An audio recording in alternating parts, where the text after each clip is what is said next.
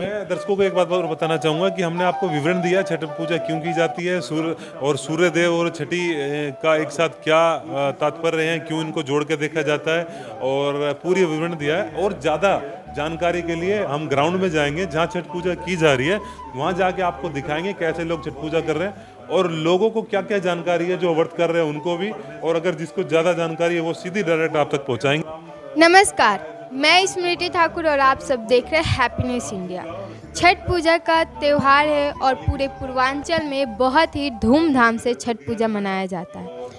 लेकिन ये छठ पूजा जो है अब पूरे पूर्वांचल में नहीं, पूरे देश भर में और पूरे भारतवर्ष में मनाया जाता है। इसी विषय पे चर्चा करने के लिए आज हमारे साथ मौजूद है कृष्ण सैनी जी, जिनसे हम बात करेंगे कि आखिर छठ पूजा मनाया क्यों जाता है और इसकी उत्पत्ति कहाँ से हुई। नमस्कार सर, स्वागत है आपका हैप्पीनेस इंडिया में।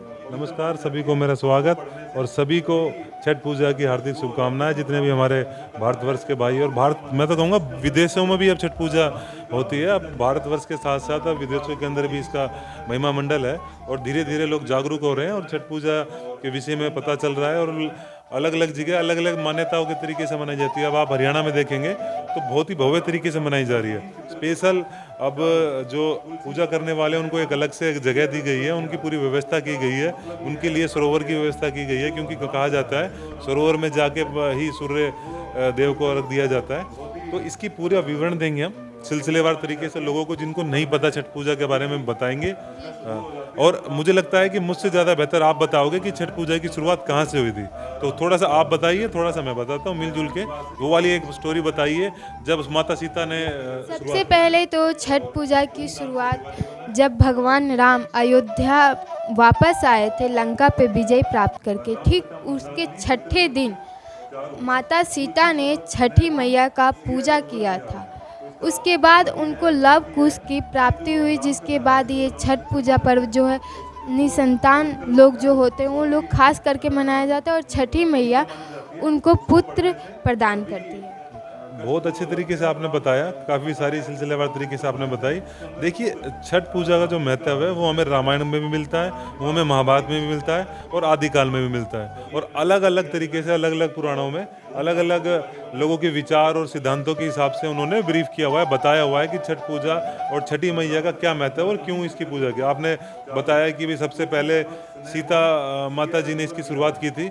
मैं तो कहता हूँ कि वो हमें पता है क्योंकि रामायण में लिखा हुआ है, हो सकता है उससे पहले तक भी चलता रहो, क्योंकि जो छठी मैया है, पहले हम उसके बारे में बात करते हैं। छठी मैया ब्रह्मा जी की पुत्री है और उनकी मानस पुत्री मानी जाती है।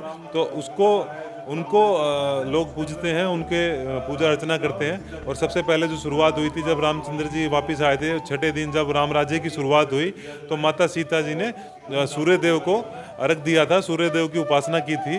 तो जो वो छठे दिन उपासना की थी तो उस दिन छठी था।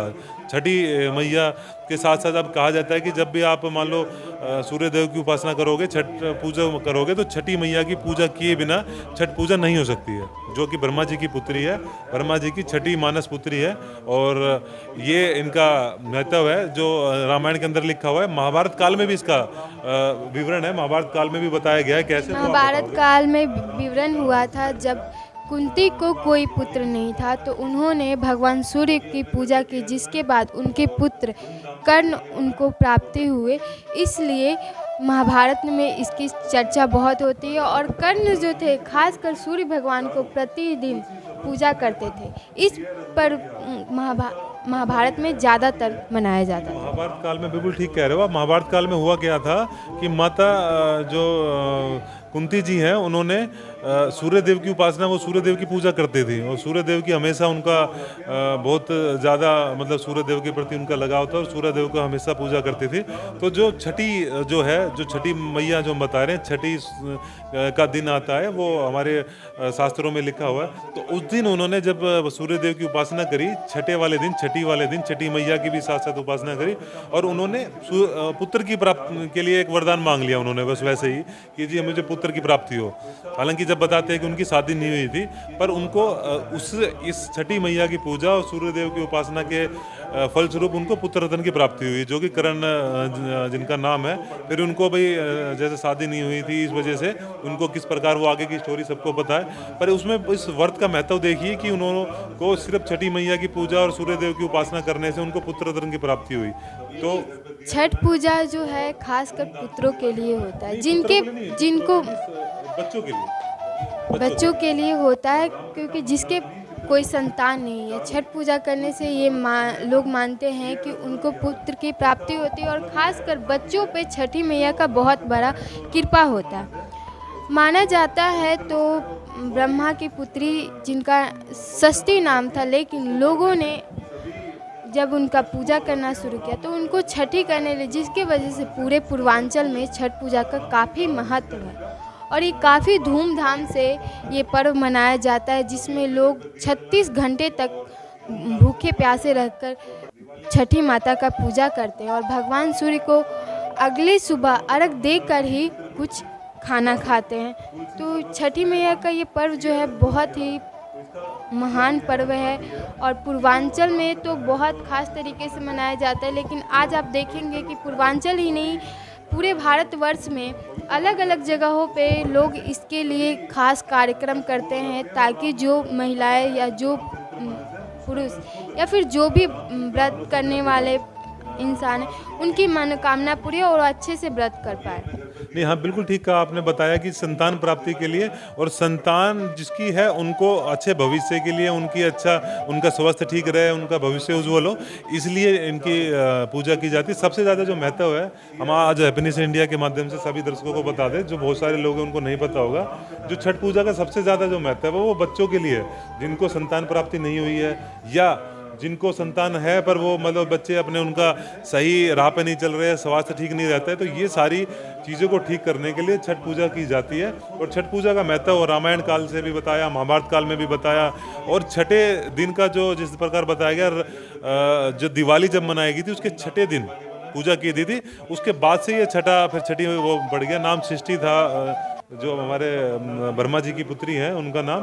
और कुछ लोग जैसे नाम लेने में भी थोड़ा सा सब वो थोड़ी होती है, तो इसलिए उनका सृष्टि धीरे धीरे तो सृष्टि मैया नाम पड़ गया, और अब सब छठी मैया के नाम से जानते हैं। छठी मैया छठे दिन पूजा उपासना होती है, और एक सरोवर में जाके सूर्यदेव को रख दिया जाता है, छठी मैया को रख दिया जाता है। अब जैसे धीरे धीरे समुंदर नहीं है, सरोवर नहीं है, नदियाँ नहीं है, तो जहाँ सूर्यदेव आजकल देखा जा रहा है, तो बात करें यहीं दिल्ली की, तो दिल्ली में यमुना नदी की हालत इतनी ख़राब है कि लोग वहाँ जाकर घाट पे छठ पूजा भी नहीं कर सकते।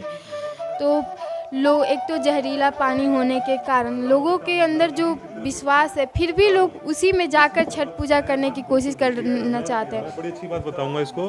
देखिए, छठ पूजा का एक महत्व कहीं ना कहीं प्रकृति के साथ भी देखा जाता है। इसमें वेदों पुराणों में लिखा हुआ है कि छठ पूजा का सीधा सीधा तात्पर्य हमारा सूर्य देव की उपासना का प्रकृति के साथ भी है। और प्रकृति जो हमारी वेद पुराणों के अंदर ग्रंथ मिलेंगे, उसमें प्रकृति का अच्छे सृष्टि को चलाने के लिए और कृषि के साथ भी इसको जोड़ के देखा जाता है, क्योंकि कृषि पूरी तरीके से मौसम के ऊपर निर्भर रहती है, और मौसम जो है वो सूर्य भगवान के ऊपर निर्भर रहते हैं। सूर्य कितना कब निकलेंगे, कब उनकी ऊर्जा होगी, और सूर्य जो भगवान है वो बिना किसी भेदभाव के, बिना किसी स्वार्थ के, सभी के पूरे ब्रह्मांड के ऊपर एक तरीके से सबको ऊर्जा देते हैं, सबको प्रकाशित करते हैं। इसीलिए आज जो प्रकृति को, ये जो छठ पूजा का जो दूसरा महत्व वो इसलिए भी है कि प्रकृति को एक अपनी तरफ से हम अपना सद्भाव देने के लिए भी छठी मैया की पूजा की जाती है। पर आज जो आपने मुद्दा उठाया कि आज हमारे नदियों की हालत देखे, आज हमारे सरोवरों की हालत देखे, तो जैसे यमुना की हालत देखे तो बहुत बेकार है।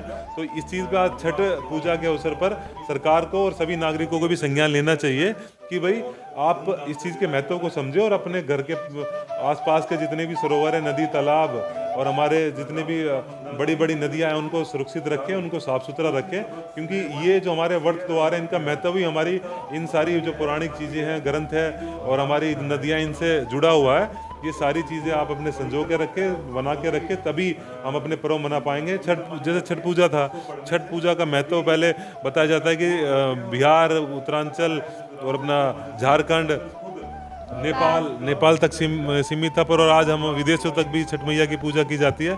और मुझे लग रहा है कि हम सब भी पूजा रखेंगे और व्रत भी रखेंगे, और हमारे जितने दर्शक देखने वाले हैं वो छठ मैया की पूजा करें, सूर्य देव की उपासना करें, उनको अर्घ दें। आपकी जितनी मनोकामना है सभी हमारे ग्रंथों में आप पढ़ोगे देखेंगे तो पूरी आपकी मनोकामना पूरा करने के लिए। और सबसे बड़ा बताइए आप, संतान प्राप्ति। सबसे बड़ा संतान प्राप्ति के लिए होता है। और संतान प्राप्ति से भी ये नहीं कि संतान पे छठी मैया का कृपा भी रहता है, क्योंकि वो जो है बच्चों के लिए उनका भगवान ब्रह्मा से जन्म हुआ था, इसीलिए बच्चों के लिए पर बहुत ही ज़्यादा मायने रखता है और बच्चों के लिए ही मनाया जाता है। अब हम लोगों से चलकर ही बात करेंगे कि लोग छठ पूजा कैसे मनाते हैं, क्या वो मांगते हैं, क्या अब तक उनकी मनोकामना पूरी हुई है, क्या छठ पूजा के लेकर उनको क्या मायने, वो कैसे छठ व्रत करते हैं। इन सारी चीज़ों के बारे में जानने के लिए आप हमारे चैनल के साथ बने रहे हैप्पीनेस इंडिया पर।